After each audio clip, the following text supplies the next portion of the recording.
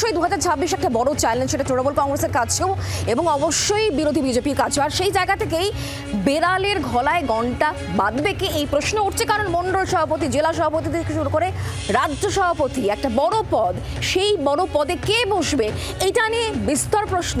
BJP এই মুহূর্তে কতটা তার মানে চ্যালেঞ্জের মুখে, ঘরের মধ্যেই কতটা এই মুহূর্তে এই বিষয় নিয়ে চর্চা চলছে? মৌমিতা, দেখো এই মুহূর্তে বিজেপির কাছে সবথেকে বড় চ্যালেঞ্জ নিজের ঘর সামাল দেওয়া। মন্ডল সভাপতি নির্বাচনের সময় তুমি জানো যে প্রচন্ড অশান্তির মুখে কোচ সুনীল বানসালকে পড়তে হয়েছিল। শুধু তাই নয়, সুনীল বানসাল তিনি নিজে জানান যে রাজ্য নেতৃত্ব তারা এই সমস্যা সমাধান করবে না, সমস্যা সমাধান করতে হবে জেলা স্তরের নেতাদের। কিন্তু প্রশ্ন উঠছে জেলা স্তরের নেতা কারা হবেন, অর্থাৎ জেলা সভাপতি কারা হবে, তাই এখনো স্থির করে উঠতে পারেনি বিজেপি।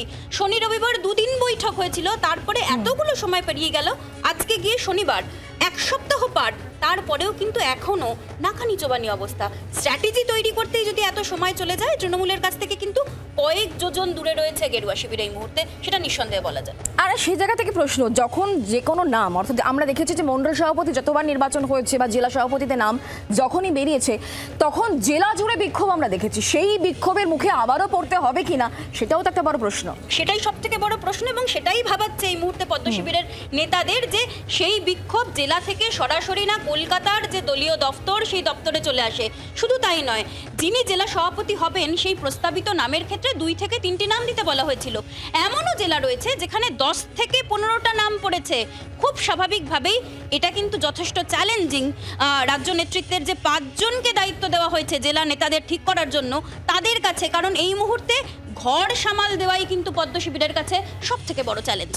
একদমই মৌমিতা, ধন্যবাদ। আমরা কথা বলবো আবারও চেতলা এবং উলুবেড়িয়া থেকে 2 প্রতিনিধি আমাদের সঙ্গে রয়েছেন, প্রবীর এবং কমলাক্ষ। প্রবীর এবং কমলাক্ষ, তোমরা দুজনেই মৌমিতার বক্তব্য শুনলে। আমি একটুখানি কমলাক্ষ তোমার কাছ থেকে একটু জানার চেষ্টা করি, মৌমিতার ভার্সন তুমি শুনলে, বড় চ্যালেঞ্জের মুখে এই মুহূর্তে রাজ্য বিজেপি, তাহলে ঘর গোছাতেই যদি এখনো না পারে বিজেপি, লড়বে কি করে?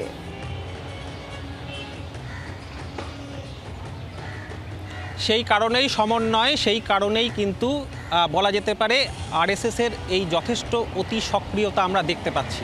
তার কারণ বিজেপির অন্দরে এই মুহূর্তে যে ডামাডোল চলছে, বিজেপির নিচুতলার কর্মীদের মনোবল যেভাবে তলানিতে এসেছে, যেহেতু সামনে নেতৃত্ব কে হবেন সে নিয়ে এখনও পর্যন্ত তাদের সামনে সরাসরি তাদের কাছে কিন্তু সেই তালিকা নেই। সেই জায়গায় দাঁড়িয়ে তাদের মধ্যে যে এখনও পর্যন্ত তারা যে দ্বিধাবিভক্ত মতানৈক্য চলছে, এবং যিনি হবেন তাকে সকলে মেনে নিতে পারবেন তো, সেই যে একাধিক শিবিরের মধ্যে যে এই মুহূর্তে গোপনে চলছে যে লড়াই, সেই লড়াই প্রকাশ্যে চলে আসবে না তো সামনে তালিকা আসার পর, সেই যে দ্বন্দ্ব, সেই দ্বন্দ্ব।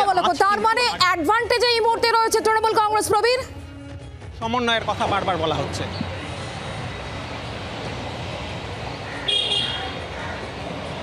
একদমই দেখো যে তৃণমূল কংগ্রেস ইতিমধ্যে তার দলকে মমতা বন্দ্যোপাধ্যায় রাস্তায় নামিয়ে দিয়েছেন, এবং যেটা বারবার ধরে জল্পনা চলছে যে সাংগঠনিক রদবদল তৈরি হতে পারে, সেই সাংগঠনিক রদবদলের তালিকাও কিন্তু চূড়ান্ত হয়ে গেছে। যে কোনো দিন যে কোনো সময় নোটিফিকেশন দিয়ে কোনো জেলা সভাপতিকে বাদ দিয়ে দিতে পারেন মমতা বন্দ্যোপাধ্যায়, অভিষেক বন্দ্যোপাধ্যায়রা, তার জায়গায় নতুন জেলা সভাপতি আসতে পারে, কোনো ব্লক সভাপতিকে বাদ দিয়ে দিতে পারেন, কোনো শাখা সংগঠনে কোনো মুখকে পরিবর্তন করে দিতে পারেন।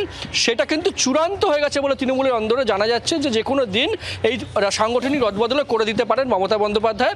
এবং মমতা বন্দ্যোপাধ্যায় ইঙ্গিত দিয়েছেন নেতাজির বৈঠকে, নেতাজি ইন্ডোরের বৈঠকে, যে যারা ভালো কাজ করছেন তারা প্রমোশন পাবেন, আর যারা দলের হয়ে কাজ করেন না, মানুষের সঙ্গে কাজ করেন না, তাদের জন্য তার কোনো দয়া মায়া নেই। অর্থাৎ যে কাজ করছে না তাকে ছেটে ফেলতে 2 মিনিট যে ভাবা হবে না, মমতা বন্দ্যোপাধ্যায় কিন্তু পরিষ্কার করে দিয়েছেন, বুঝিয়ে দিচ্ছেন, এবং সেই অনুযায়ী কাজকর্ম ইতিমধ্যেই কিন্তু এগোচ্ছে। ধন্যবাদ আমাদের সঙ্গে সরাসরি থাকার জন্য।